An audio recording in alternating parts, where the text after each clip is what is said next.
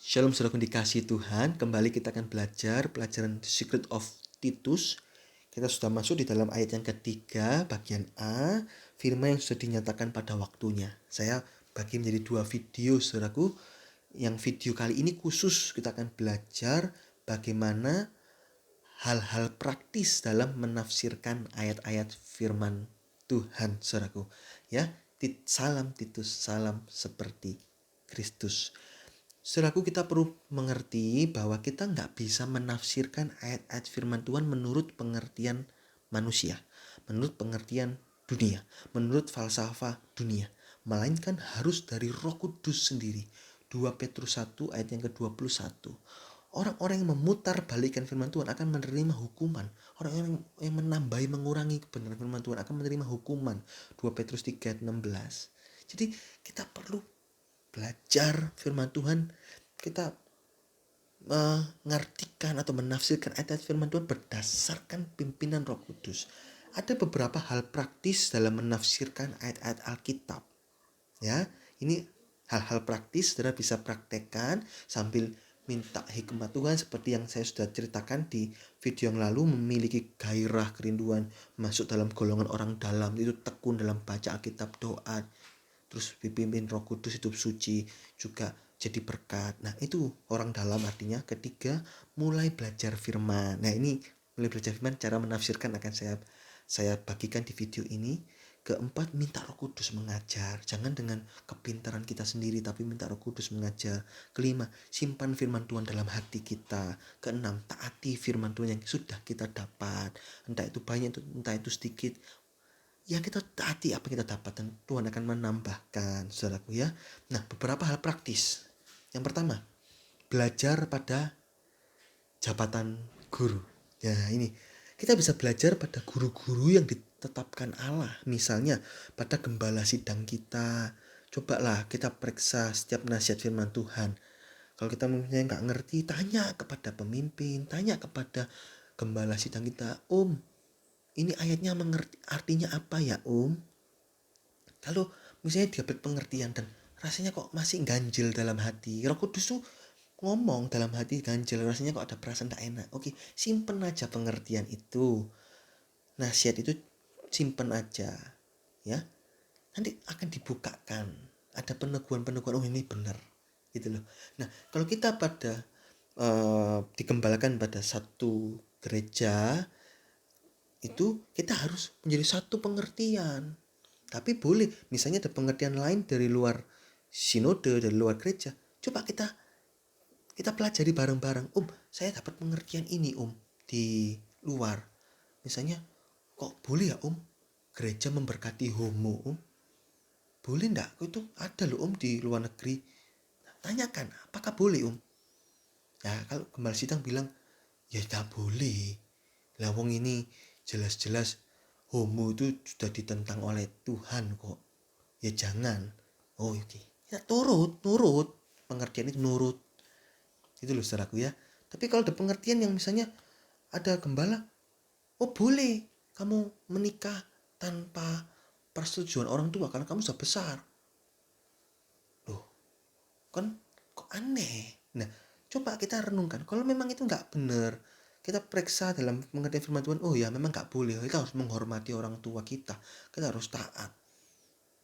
Ya, kita harus ngomong. Jangan menikah diam-diam. Nah, itu dosa. Tanpa persetujuan orang tua. Nah, itu jangan dituruti saudaraku ya. Selama nasihatnya itu benar sesuai firman Tuhan, kita mau turuti, kita mau taati. Hati-hati jangan belajar pada guru-guru palsu. Matius 7 ayat 15 sampai 7. Matius 7 ayat 15 sampai 17. Dari buahnya lah kita bisa tahu. Misalnya seorang hamba Tuhan, kalau buah hidupnya kok rasanya kok kurang baik, ya perlu dipertanyakan nasihatnya. Tapi kalau buah hidupnya kok baik, berkenan, baik, taat, juga suka belajar firman, ya nasihatnya kita bolehlah simpan dalam hati, kita terima gitu saudaraku. Ini pertama, belajar pada jabatan guru atau gembala sidang. Kedua, ayat firman Tuhan itu harus menerangkan ayat. Jadi ayat menerangkan ayat. Contoh, Roti tidak beragi dalam Keluaran 12 ayat 15. Keluaran 12 ayat 15. Kamu makanlah roti tidak beragi 7 hari lamanya. Pada hari pertama pun buanglah segala ragi dari rumahmu. Sebab setiap orang yang makan sesuatu yang beragi dari hari pertama sampai hari ketujuh, orang itu harus dilenyapkan dari antara orang Israel. Oh, artinya apa ini? Makan roti nggak beragi. Oh, berarti harus makan roti. Bukan seperti itu. Ini artinya ragi dalam 1 Korintus 5 ayat yang ke 1 Korintus 5 ayat yang ke-8 itu artinya bukan dengan ragi kefasikan, ragi yang lama, ragi keburukan, ragi kejahatan, tapi roti tidak beragi itu kemurnian kebenaran. Oh, berarti artinya roti tidak beragi itu hidup dalam kekudusan. Ya, angka 7 dalam ini tadi ya Keluaran 12:15 sampai selama 7 hari, angka 7 itu sempurna ya. Allah berhenti pada hari 7 dan memberkati segala pekerjaannya selesai sempurna. Oh, angka 7 ini sempurna itu dalam Kejadian 2 ayat 2 sampai 3. Oh, berarti dari hari pertama sampai hari ke-7 sampai kita sempurna. Dari hari pertama kita percaya Tuhan Yesus sampai kita jadi sempurna atau seperti Kristus atau ikut pengangkatan, kita harus tetap hidup kudus. Nah, itu artinya saudaraku ya. Artinya itu. Rumah, rumah itu artinya apa? Nah, di dalam 1 Korintus 6 ayat 19 sampai 20, rumah itu rumah kehidupan. Juga bisa jadi rumah keluarga. 1 Korintus 16 ayat 31. Oh, berarti ayat pengertian Keluaran 12 ayat yang ke-15 itu jangan ada sesuatu yang beragi di rumahmu. Berarti rumah hidup kita jangan ada dosa. Juga rumah keluarga kita. Ayo kita sama-sama menggarami keluarga kita, menggarami rumah persekutuan kita. Jangan ada dosa. Nah, ini artinya Keluaran 12 ayat 15. Jadi intinya itu ayat menerangkan ayat, tetapi harus sesuai konteksnya. Itu bagian ketiga. Ya, harus sesuai konteks. Misalnya singa. Singa itu dalam 1 Petrus 5 ayat 8 itu berarti iblis. Tetapi dalam Wahyu 5 ayat 5 bisa berarti singa dari Yehuda. Itulah Tuhan Yesus. Kuda putih dalam Wahyu 6 ayat yang kedua itu Kristus palsu. Karena dia punya pegang busur tapi nggak ada panah. Itu Kristus palsu. Nah, tapi di dalam kenapa kok itu Kristus palsu? Karena dalam konteks Wahyu pasal yang ke-6 itu seri meterai yang membuat dunia kacau. Ada menghasilkan kematian, terus ada perdagangan dan lain sebagainya itu karena pekerjaan setan. Ada kematian, ada kelabu itu dosa, putih dan gelap itu bercampur tuh suam-suam dan lain sebagainya. Itu seri Wahyu 6. Tetapi itu kuda putih dalam Wahyu 19 ayat 11 itulah Tuhan Yesus. Jadi harus sesuai konteks, jangan dicampur aduk nanti kacau saudaraku. Keempat, itu tidak boleh bertentangan dengan ayat lain sesuai konteks. Jika penafsiran kita bertentangan dengan ayat lain, maka tunda dulu, simpan dalam hati. Kok rasanya kok aneh? Ya sudah, simpan dulu, jangan disebarluaskan, simpan dalam hati. Boleh tanya pemimpin, tapi simpan dalam hati juga. Minta pimpinan Roh Kudus, nanti Roh Kudus akan menerangkan sampai kita tanpa bertentangan dengan ayat yang lain. Nah, contoh, orang Kristen kok boleh cerai dalam Matius 19 ayat yang ke-9. Kok boleh cerai? Aku berkata kepadamu, barang siapa menceraikan istrinya kecuali karena zina, lalu kawin dengan perempuan lain, ia berbuat zina. Loh, boleh cerai. Padahal di ayat yang ke-5 dikatakan sebab itu, ini ayat yang ke-6, karena itu apa yang dipersatukan Allah tidak boleh diceraikan manusia. Loh, ini kok boleh cerai karena zina? Ini tidak boleh cerai. Apakah boleh ditobruk? Ditabrak aja. Oh, berarti orang Kristen boleh cerai. Jangan loh, ada ayatnya yang ke-5, ayat yang ke-6. Jadi tunda dulu. Pengertiannya seperti apa ini Tuhan? Kok bertentangan dengan ayat-ayat ini? Nah ya, jadi ditunda dulu. Apa artinya itu, saudaraku? Cerai itu adalah soal hukum manusia. Secara hukum manusia. Sehingga apa yang menceraikan manusia tanpa hukum manusia? Apa yang menceraikan manusia tanpa hukum manusia? Kematian. Jadi Allah membenci perceraian. Maleakhi 2 ayat 16. Jelas pertentangan loh. Maleakhi 2 ayat 16 membenci perceraian. Selain itu, Efesus 5 ayat 23 dan 31, suami itu kepala, istri itu tubuh. Jika kepala dan tubuh dipotong, dicerai, loh lah mati. Loh kan aneh kan? Itu seperti bunuh diri. Loh kan mulai bertentangan. Jadi jangan disimpulkan orang Kristen boleh cerai karena zina. Jangan dulu. Loh bunuh diri itu dosa kok di hadapan Tuhan. Nah, jika demikian, jangan buru-buru disimpulkan boleh cerai. Ya, apa artinya ini? Kata zina dalam bahasa Inggrisnya dalam Matius 19 ayat yang ke-9 itu zina itu adultery. Nah, kata zina dalam Matius 19 ayat 9 itu nih kecuali karena zina bisa dibaca except it before fornication. Fornication itu cerita tentang percabulan. Tapi adultery ini ada dua kata bahasa Inggris, fornication, adultery.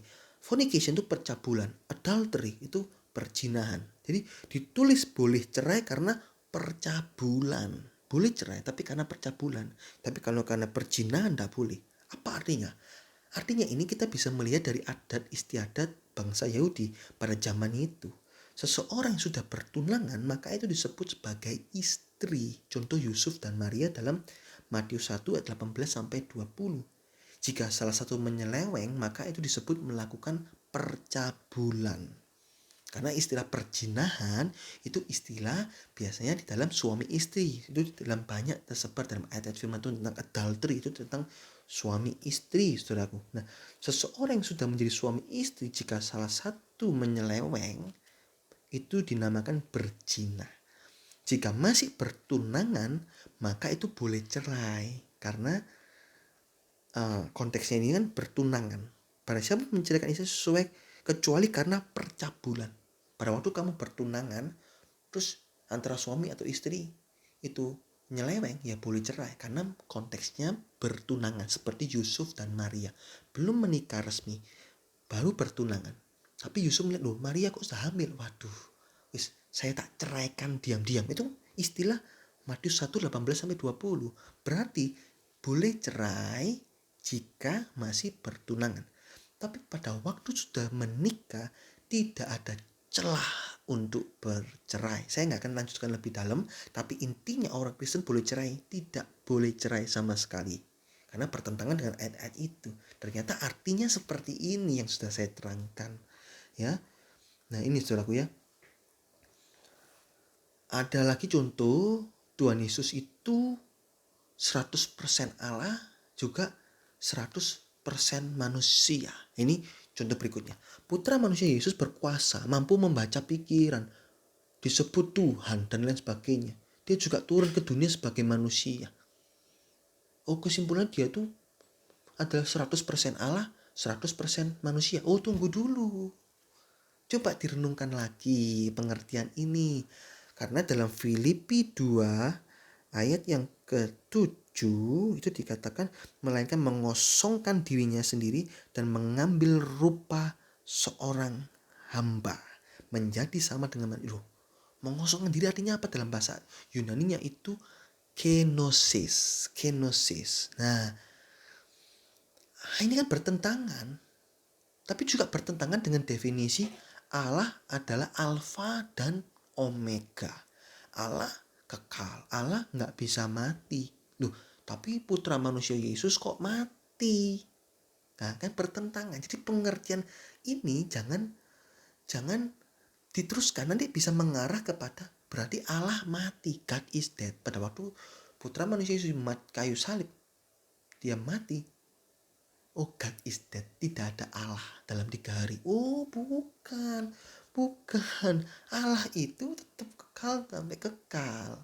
Ya, jadi ini saudaraku ya, pengertian ini kita harus renungkan lagi.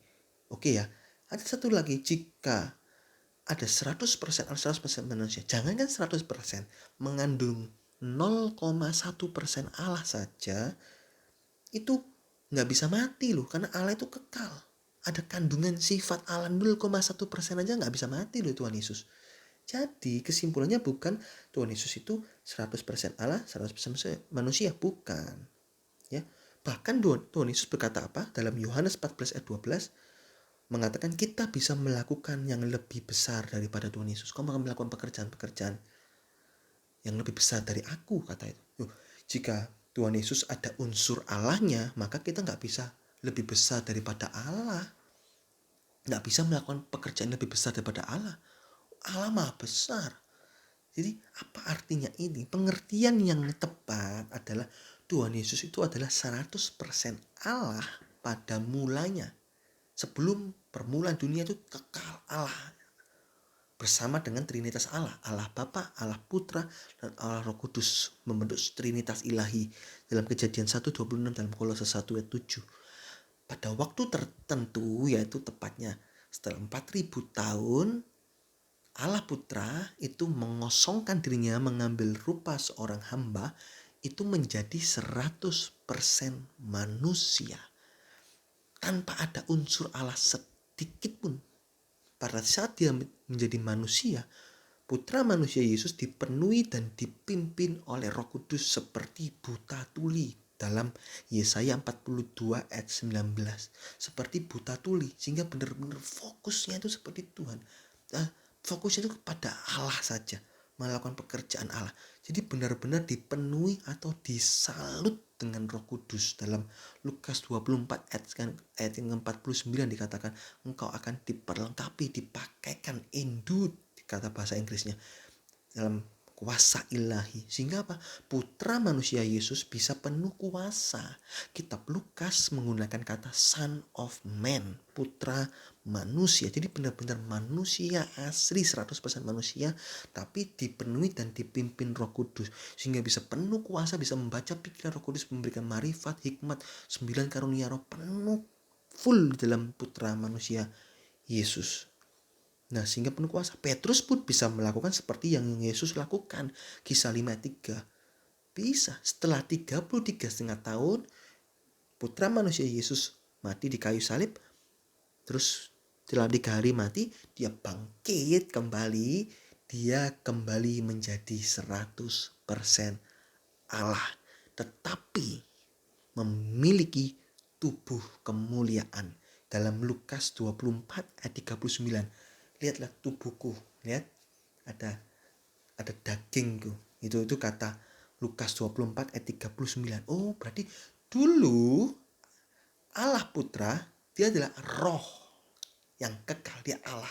Tapi dia menjelma menjadi manusia selama 33,5 tahun, 100% manusia, dan dia kembali menjadi Allah. Itu 100% Allah plus tubuh kemuliaan. Jadi Trinitas ilahi, Allah Bapa itu roh, Allah adalah roh. Allah Putra dia punya tubuh kemuliaan. Ya. Tapi dia 100% Allah plus tubuh kemuliaan. Juga Allah Roh Kudus, dia juga roh. Nah, ini saudaraku ya. Mengapa disebut Tuhan? Istilah bahasa Inggrisnya Lord. Itu Sarah pun memanggil Abraham sebagai Lord, Tuhan. 1 Petrus 3 ayat 6. Itulah istilah menunjukkan ketaatan, menunjukkan penundukan diri, bukan menunjukkan unsur Allah.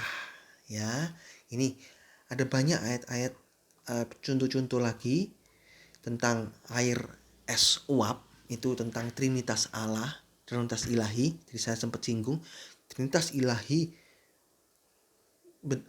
Misalnya air es uap, Allah itu es, Tuhan Yesus itu air, Roh Kudus itu uap. Nah, itu kan masih satu kesatuan. Ini nggak benar, masih satu zat, yaitu H2O. Ilustrasinya kalau itu nggak tepat, hanya bentuknya berbeda-beda tergantung suhunya. Nah, padahal Trinitas Allah itu 3 pribadi menjadi satu kesatuan. Sehingga kalau air es uap, kalau Tuhan Yesus mati, Allah Putra mati, tuh di dunia ini mati, airnya mati, semua mati. Nah, God is dead. Nah, kan salah. Jadi bukan air es uap. Ilustrasi yang tepat adalah dari Alkitab itu sendiri, yaitu suami istri. Efesus 5 ayat 23 dan 31. Hubungan suami istri itu hubungan seperti satu daging. Pribadinya 2 tetapi 1. Istrinya 1 tambah 1 sama dengan 1. Demikian juga Allah, walaupun 3 pribadi tetapi hubungannya melekat menjadi satu kesatuan. Allah kita Esa. Satu. Tidak ada bayangan pepecahan atau bayangan perubahan-perubahan sedikit pun, seiota pun tidak ada. Yakobus 1 ayat 17. Semuanya bergerak menjadi satu pikiran, satu tindakan, satu perkataan, satu perasaan. Demikian juga suami istri, walaupun dua pribadi, tapi harus tetap satu pikiran, satu tindakan, satu perkataan. Filipi 1:2-3. Mau apa-apa, saling sharing. Kalau apa-apa, saling sharing, ayo menjadi satu tubuh. Nah, ini saudaraku, itu harus sesuai konteks. Ayat menerangkan ayat. Selanjutnya, kita bisa menafsirkan apa adanya. Ini kebanyakan ayat-ayat wasiat baru. Contoh, ya, ini dalam Titus 1 ayat 6, orang yang tidak bercela, suami dari satu istri. Nah jelas, jangan suami dari dua istri, tiga istri, ya itu ditafsirkan apa adanya. Nah itu kebanyakan ayat-ayat dalam wasiat baru, perjanjian baru yang sudah dibukakan, kita lebih mengerti. Tapi juga ada dalam wasiat lama. Ya, wasiat lama. Misalnya dalam Keluaran 20 ayat 1 sampai 3, Keluaran 20 ayat 1 sampai 3. Allah mengucapkan firman ini, akulah Tuhan Allahmu yang membawa engkau keluar dari tanah Mesir. Jangan ada padamu Allah lain di hadapanku. Berarti tidak boleh ada Allah lain. Dan ditafsirkan apa adanya, boleh. Wong ini jelas, sudah jelas, saudaraku. Tapi juga ada beberapa yang harus dibukakan selubungnya, yaitu kitab Wahyu, naga. Nah itu kan jangan ditafsir, oh ini agak naga terbang, jangan, itu kan lambang iblis. Nah itu tapi ada ayat-ayatnya, itu saudaraku. Jadi bisa ditafsirkan apa adanya. Juga selanjutnya bisa ditafsirkan jasmani atau rohani. Misalnya Keluaran 20 ayat 4, jangan membuat bagimu patung. Oh berarti ditafsirkan jasmani, jangan membuat patung berhala disembah, jangan. Tapi juga bisa berarti rohani, yaitu berhala modern, yaitu misalnya pekerjaan, karir, hobi yang diagung-agungkan melebihi Tuhan. Itu berhala modern, jangan. Itu bisa diartikan jasmani, bisa berarti rohani. Juga selanjutnya bisa diambil arti rohaninya. Ayat-ayat wasiat lama itu seperti punya selubung. Itu dalam 2 Korintus 3 ayat 5-6. Oleh karena itu dengan pengertian Roh Kudus, maka selubung itu harus dibukakan sehingga terkandung arti sebenarnya. Misalnya harus membunuh orang kafir dalam Bilangan 33 ayat 55. Jangan diartikan jasmani, oh dibunuhi pakai pisau, masuk penjara, saudaraku, jangan. Tapi diartikan secara secara rohani, dibukakan selubungnya. Apa artinya dalam wasiat baru dicarikan dalam perjanjian baru. Oh, dalam Kolose 3 ayat 5, matikan keduniawian. Oh, jadi yang membunuh orang kafir itu artinya mematikan perkara-perkara dosa. Nah, jika kita hidup suci dan dipimpin Roh Kudus, maka Roh Kudus akan mengingatkan ayat-ayat firman Tuhan sehingga terbentuk kebenaran yang sesungguhnya. Yohanes 14 ayat 26. Juga kita harus mempelajari arti jasmani baru rohani. Jangan dikit-dikit langsung diartikan rohani, jangan dulu. Pelajari arti jasmaninya dulu. Kita harus mengerti dulu. Contoh Imamat 11 kita pelajari arti jasmaninya dulu. Imamat 11 ini tentang binatang berkaki 4. Setiap binatang berkuku belap dan kukunya bersela panjang dan memamam biak boleh kamu makan. Ini binatang halal. Artinya apa? Oh, bersela panjang. Kukunya ini terbelah 2. Oh, berarti dalam satu kaki itu kukunya itu hanya ada 2 gini, ya toh, terbelah. Dan juga memamah biak. Ini binatang apa contohnya ya? Oh, sapi itu kan memamah biak. Nah, jadi itu boleh. Arti jasmaninya kita mengerti dulu, baru arti rohaninya apa arti memamah biak. Oh, memamah biak itu masuk makanan, dicerna, terus dikembalikan lagi di mulut, dikunyah lagi, dimasukkan lagi. Kan begitu arti memamah biak. Artinya apa? Oh, Mazmur 1 ayat 1-3, merenung-renungkan firman Tuhan siang dan malam. Oh, artinya memamah biak itu merenung-renungkan firman Tuhan. Lah itu saudara, berkuku belah itu bersela 2. Oh, perjalanan hidup kita nih kembar. Di dalam Filipi 1:21, aku hidup dalam dunia ini menghasilkan buah, tapi aku mau juga masuk dalam kerajaan sorga. Jadi pekerjaan kita dalam dunia kembar, pekerjaan untuk Tuhan, pekerjaan juga sehari-hari, ya toh. Jadi jangan bertumbuh pada keduniawian aja, bekerja aja juga pernah ke gereja, jangan. Berkembang seimbang antara rohani juga jasmani, tapi jasmani fasilitas, rohani adalah tujuan utama kita masuk surga. Nah ini saudaraku arti-artinya ya. Terus juga dan saudara bisa pakai banyak hal dalam, saudara bisa pakai saya biasanya pakai concordance itu di dalam ini saudaraku, di dalam sini saya punya aplikasi Bible with Strong and Concordance. Saya tinggal ketik aja di sini misalnya I am the way and the truth. Truth itu Greek itu Greek 225. Ini klik, oh truth itu aletheia. Oh bahasa Indonesia aletheia. Ada strong concordance dipakai 107 kali kata truth itu tersebar dalam macam-macam. Itu sekarang begitu mudahnya saudara bisa belajar firman Tuhan. Jadi oh ayat ini nyambung di ayat ini, ayat ini nyambung di ayat ini, ayat ini di ayat ini. Terus diolah, lihat sesuai konteksnya, pelajari arti jasmaninya, terus minta bantuan Roh Kudus, Tuhan tolong apa artinya, dan kita akan mendapatkan pengertian itu ya. Ini sedikit dari bagaimana cara menafsirkan ayat-ayat firman Tuhan. Video selanjutnya kita akan masuk di dalam Titus 1 ayat yang ketiga B. Saya harap dengan saudara mendengarkan video ini, saya harap saudara punya kerinduan untuk belajar firman, kerinduan untuk membaca firman. Saudara bisa perhatikan setiap kali saya share video, apapun kalimat-kalimat yang saya share, saudara, saya selalu sertakan ayatnya. Saya nggak mau membuat pengertian sendiri, tapi saya hanya ayat menerangkan ayat. Ayat menerangkan ayat itu adalah penafsiran yang benar, bukan dari penafsiran dari budaya mana luar bukan, tapi ayat menerangkan ayat. Tadi juga Yusuf dan Maria, adat istiadatnya saya juga ambil dari ayat firman Tuhan.